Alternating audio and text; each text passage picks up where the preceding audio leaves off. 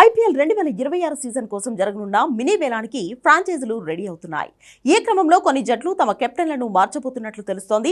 Delhi Capitals, Kolkata night riders ఈ మార్పుల విషయంలో కాస్త ముందున్నాయి. కోల్కతా నైట్ రైడర్స్ 2024 విజేతగా నిలిచింది. ఢిల్లీ జట్టు ఇప్పటివరకు ఐపీఎల్ ట్రోఫీని అందుకోలేకపోయింది. బలమైన ఆర్థిక నేపథ్యంతో ఉన్న ఈ ఫ్రాంచైజీలు వచ్చే సీజన్ పై ఫోకస్ పెట్టాయి. ఢిల్లీ యాజమాన్యం ఈసారి తన సారథిని మార్చే అవకాశం కనిపిస్తోంది. రాజస్థాన్ రాయల్స్ సంజు శాంసన్ ను బయటకు పంపించడం ఖాయంగా కనిపిస్తున్న క్రమంలో అతన్ని తన జట్టుకు నాయకుడిగా నియమించేందుకు ఢిల్లీ యాజమాన్యం కసరత్తు చేస్తున్నట్లు ప్రచారం జరుగుతోంది. ప్రస్తుతం ఢిల్లీ జట్టుకు అక్షర్ నాయకత్వం వహిస్తున్నాడు. అతని ఆధ్వర్యంలో ఢిల్లీ జట్టు ఇటీవల సీజన్లో అంతగా ఆకట్టుకోలేకపోయింది. అయితే అతని స్థానంలో వచ్చే సీజన్కు సంజుకు ఆ బాధ్యతలు అప్పగించే అవకాశం కనిపిస్తోంది. సంజుకు బదులుగా ఏ ఆటగాన్ని ట్రేడ్ చేయాలనే విషయంపై ఢిల్లీ జట్టు ప్లాన్ చేసుకుంటోంది.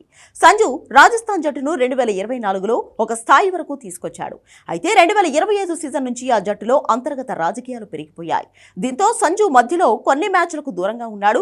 కోచ్ రాహుల్ ద్రవిడ్ కూడా వెళ్లిపోవడంతో సంజు రాయల్స్ మేనేజ్మెంట్ తీరుపై ఆగ్రహంగా ఉన్నట్లు తెలుస్తోంది. మరోవైపు కోల్కతా నైట్ రైడర్స్ యాజమాన్యం కూడా కేఎల్ రాహుల్ కోసం ఆసక్తిగా ఎదురుచూస్తున్నట్లు తెలుస్తోంది. 2025 సీజన్లో అతడు ఢిల్లీ జట్టుకు అద్భుతమైన విజయాలు అందించాడు. ముఖ్యంగా బెంగళూరు జట్టుపై అదిరిపోయే ఇన్నింగ్స్ ఆడాడు. అంతేకాదు తన జట్టును గెలిపించిన తర్వాత మైదానంలో గిరిగీసి సవాళ్లు విసిరాడు. అప్పట్లో అతిపెద్ద సంచలనంగా మారిపోయింది. అప్పటి నుంచి కోల్కతా యాజమాన్యం రాహుల్ మీద ప్రత్యేకంగా దృష్టి సారించినట్లు తెలుస్తోంది. ఈ నేపథ్యంలోనే రాహుల్ను తమ లైన్లోకి తెచ్చుకోవాలని కోల్కతా యాజమాన్యం భావిస్తోంది. కేకేఆర్ను 2025 సీజన్లో అజింక్య రహానే అనుకున్న స్థాయిలో ముందుకు నడిపించలేకపోయాడు. డిఫెండింగ్ ఛాంపియన్ హోదాలో బరిలోకి దిగిన కోల్కతా అనుకున్న స్థాయిలో ఆడలేకపోయింది. రహానే కూడా సారథిగా సక్సెస్ కాలేకపోయాడు. దీంతో కేఎల్ రాహుల్ ను తీసుకుని కెప్టెన్సీ అప్పగించేందుకు కేకేఆర్ ఫ్రాంచైజ్ యాజమాన్యం రెడీ అవుతోంది.